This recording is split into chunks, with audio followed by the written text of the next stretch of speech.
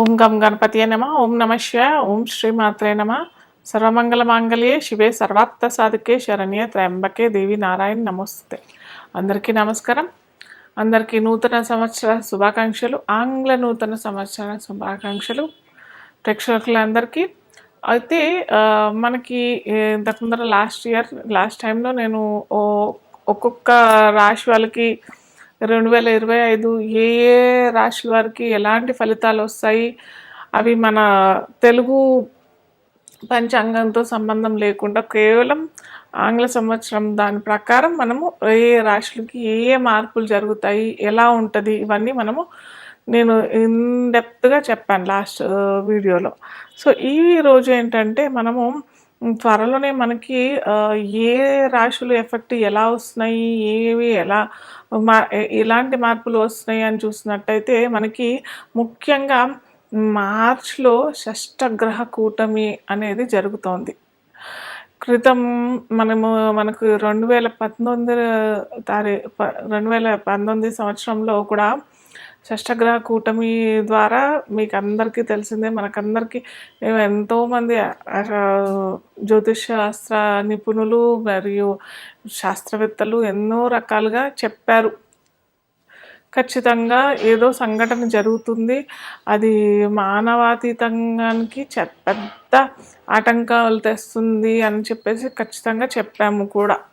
కాకపోతే అది పర్టికులర్గా ఈ వ్యాధి వస్తుంది అని చెప్పేసి చిన్నగా ఒక సూచిక మాటుకే మాకు ఎవరికైనా అంతే, జ్యోతిష్య నిపుణులు 90 నుంచి 95% కరెక్ట్గా చెప్పగలుగుతాం. 5% అటు ఇటు అన్నట్టుగానే ఉంటుంది, ఖచ్చితంగా అయితే రాదు. కాకపోతే అక్కడ కూడా ఇది ఏంటంటే దేశగోచారం ప్రకారంగా చూసిన సంఘటన అన్నమాట. కాబట్టి మనకి ఎలాంటి ఫలితాలు వస్తాయని చెప్పేసి ఈ షష్టగ్రహ కూటమి వల్ల మనము అప్పుడు చెప్పగలిగాం. అందరూ జ్యోతిష నిపుణులు చెప్పారు, ఖచ్చితంగా చెప్పారు, ఫలానా తారీఖు ఈ షష్టగ్రహ కూటమి వస్తుంది, దానివల్ల ఏ రాశులు ఇబ్బంది పడతారు కూడా ఖచ్చితంగా చెప్పారు. కాకపోతే అక్కడ ఏమైందంటే గురుబలం పోయింది. అక్కడ బృహస్పతి ఒక్కసారి ఒకే సంవత్సరంలో మూడు రాశులు అటు ధనుర్రాశి, వృశ్చిక రాశి, మకర రాశి, ఈ 3 రాశులు ఎఫెక్ట్ అయ్యాయి. ఒకే సంవత్సరంలో 3 రాశుల్లో బృహస్పతి లేదా శని భగవానుడు, అంటే బృహస్పతి అంటే గురు కనుక మారినట్టయితే ఒక ప్రళయం జరిగే అవకాశాలు చాలా ఉంటాయి. కానీ ఇక్కడ మనకి షష్టగ్రహ కూటమిలో కూడా పెద్దగా మార్పులు అవుతాయి.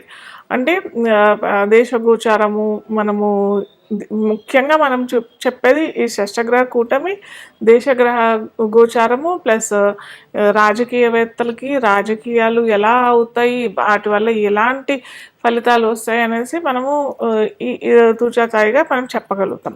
కాకపోతే ఇది పర్సనల్గా మనం చూసినట్టయితే ఒక్కో రాశి, మళ్ళీ నేను చెప్తున్నాను ప్రతిసారి నేను ఈ వీడియో తీసినప్పుడల్లా పర్సనల్గా మీ వ్యక్తిత్వ జాతకంలో మీ జాతకాల్లో ఏ దశ అంతర్దశలు నడుస్తున్నాయి, మీ లగ్నం ఏంటి ఖచ్చితంగా తెలుసుకొని ఆ దశ అంతర్దశలు ఈ గోచార ఫలితాలు ఎలా వస్తాయి అని చూసుకున్నట్టయితే మనకు అప్పుడు కరెక్ట్గా ఫలితాలు వస్తాయి. అలా కాకుండా కేవలం ఇప్పుడు చెప్పిన గోచారమే ఈ రాశులకి ఎఫెక్ట్ అవుతుందని అంటే అది కాదు.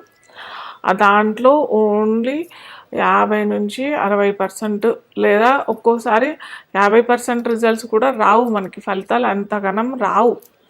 మనం ఖచ్చితంగా మన నక్షత్రం ఏంటి, మన రాశి ఏంటి, మన లగ్నం ఏంటి, దశాంతర్దశలు ఏమి నడుస్తున్నాయి, లగ్నాధిపతి ఎంత బలంగా ఉన్నాడు, ఇవన్నీ మనం ఖచ్చితంగా మన జాతక చక్రంలో తెలుసుకోవాల్సిన విషయాలు. దాని ద్వారా ఈ గోచారం ఏంటంటే ఒక 20 to 30% రిజల్ట్స్ వస్తాయి. అంతేగాని గోచారంలో ఇవన్నీ మార్పులు జరిగిపోతున్నాయి, మాకేమో జరిగిపోతుంది, అందరికీ ఏమోనో అయిపోతుంది, అద్భుతాలు అయిపోతాయి, లేదా ఏమీ అవ్వవు, లేదా ఈ పలానా రాశి వాళ్ళు ఇలా అయిపోతారు అన్నట్టు అలా ఏమీ జరగదు. కాకపోతే మనకి తూచాతాయిగా మనకి ఏ రాశిలో ఈ గ్రహాలు కలయిక నడుస్తుంది.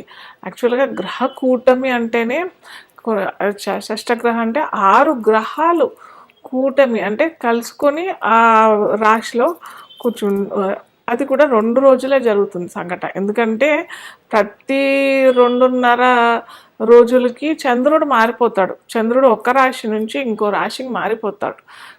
కాబట్టి మనకిక్కడ చంద్రుడిని కలుపుకుంటే రవి ఇక్కడ ఉంటాడు. శని భగవానుడు వచ్చేస్తాడు 30వ తారీఖుకి మార్చ్ 2025 మనకి 30వ తారీఖు ఈ సంఘటన జరుగుతోంది. అయితే అది కూడా 2 రోజులే జరుగుతుంది. అప్పుడు రవి శని భగవానుడు వచ్చేస్తాడు, బుధుడు వచ్చేస్తాడు, శుక్రుడు ఉంటాడు అక్కడే, రాహు కూడా అక్కడే ఉంటాడు. ఈ గ్రహాలు బుధుడు కూడా అక్కడే ఉంటాడు కాబట్టి ఈ గ్రహాలన్నీ ఉంటాయి కాబట్టి మనము ఆ 2 రోజులు మనము షష్టగ్రహ కూటంగా మనం తీసుకుంటాము. ఆ రాశి అంటే మీన రాశిలో పడుతుంది కాబట్టి మీన రాశి వాళ్ళకి ఎలా ఉంటుంది, అలాగే మిగతా రాశులందరికీ కూడా ఎలా ఉంటాయి మనం చూస్తాము ఇప్పుడు తుచ్చతాయిగా. అయితే ఇంకొకటి ఏంటంటే ఇక్కడ తెలుసుకోవాల్సింది చాలా ముఖ్యమైన విషయం ఏంటంటే ఈ ఒక ఆర్క్ లాగా వచ్చేస్తుంది అనమాట. అంటే మనకి 2 రోజులు షష్టగ్రహ కూటమి ఉంటుంది. తర్వాత 2.5 రోజుల తర్వాత చంద్రుడు వచ్చేస్తాడు. తర్వాత 10-15 రోజులకి రవి మారిపోతాడు, మళ్ళీ బుధుడు వెళ్ళిపోతాడు, రాహు మనకి కుంభరాశిలోకి వచ్చేస్తాడు. ఇలా అన్నీ ఒక్కొక్క గ్రహాలు వెళ్ళిపోతుంటాయి. శుక్రుడు వెళ్ళిపోతాడు, బుధుడు వెళ్ళిపోతాడు, ఇవన్నీ వెళ్ళిపోతుంటాయి కాబట్టి ఆ పంచగ్రహ కూటమి అనేది కూడా మెల్లిమెల్లిగా వీడిపోతుంది. కాకపోతే ఇక్కడ ఈ పంచగ్రహ కూటమి అనేది కూడా 10-15 రోజులు మనకి. అయితే 7 లగ్నాలకి మటుకు కాలసర్ప దోషం వస్తుంది. అయితే చాలా మటుకు అందరూ చెప్పేది ఏంటంటే కాలసర్ప దోషం అనేది కాలసర్ప యోగమా అని చెప్పబడుతుంది. మన పూర్వీకులు చెప్పిన విధానం అయితే ఈ కాలసర్ప యోగము దేశగోచారంకే వర్తిస్తుంది, కానీ పర్సనల్గా వ్యక్తిత్వ జాతకానికి ఎటువంటి ఇబ్బంది ఉండదు అనేసి చెప్తారు. కానీ కొన్ని లగ్నాలకి మటుకు ఒక్కొక్క 12 రకాల ఇవి కాలసర్ప దోషాలు ఉంటాయి. సో ఒక్కొక్క కాలసర్ప దోషం ఒక్కో విధమైన ఫలితాలు కూడా ఇస్తుంది. ఇన్డెప్త్గా ఎప్పుడన్నా వీలుంటే నేను చెప్తాను ఒక్కొక్క కాలసర్ప దోషం ఏ విధమైన ఫలితాలు ఇస్తుంది అని చెప్పేసి మరిన్ని వీడియోస్లోను. అయితే అలా ఈ 7 లగ్నాలకి మటుకు ఖచ్చితంగా ఈ కాలసర్ప దోషం అయితే వర్తిస్తుంది. మీరు ఎవరన్నా పిల్లలు పుట్టేవాళ్ళు వాళ్ళు ఏమన్నా ఉంటే ఏమంటారు, చాలామంది నన్ను అయితే అడుగుతుంటారు టైమింగ్స్ ఇవ్వమని చెప్పేసి. దయచేసి ఈ కాల సర్పదోషంలో కాకుండా వేరే లగ్నాల్లో చూసుకోండి మీ పిల్లలు పుట్టుక. ఇది ఒక్కటి మన చేతిలో కొద్దిగా ఉంటుంది. జనన సమయము మరణ సమయము ఈ 2 మన చేతుల్లో ఉండవు చెప్పాలంటే.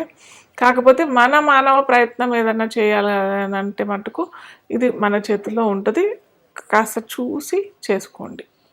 లగ్నం ఖచ్చితంగా మీరు ఎవరెవరైతే జాతక చక్రాలు మీకు సమయము జనన సమయము జనన తారీఖు అలాగే పుట్టిన స్థలం ఏది ఈ 3 తెలిసినట్టయితే ఖచ్చితంగా లగ్నం కట్టడం ఈజీగా అయిపోతుంది. ఎవరికైనా అయిపోతుంది. మీకు సాఫ్ట్వేర్ కూడా వచ్చేస్తుంది. మీ లగ్నాలు ఈజీగా తెలుసుకోవచ్చు.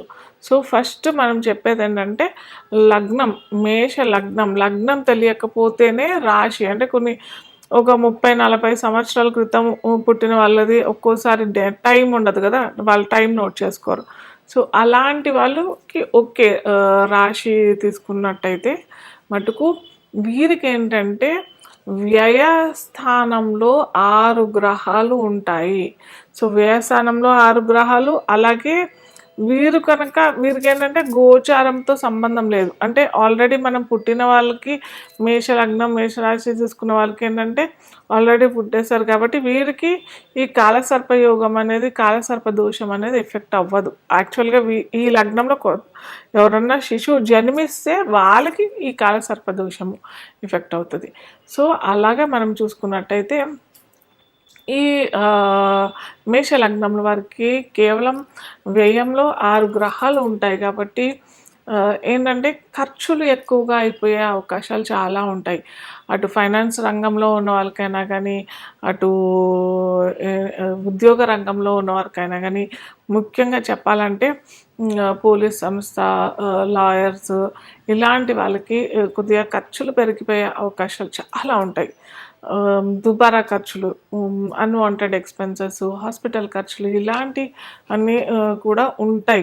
కాకపోతే ఇక్కడ మనకు ఓన్లీ 2.5 రోజులే ఉన్నాయి కాబట్టి మీరు దానికి బిఫోరే మీరేమన్నా చేసుకుంటే మటుకు చాలా మంచి ఫలితాలైతే వస్తాయి. అయితే ఇక్కడ 2.5 రోజులే ఉంటాడు గదా చంద్రుడు.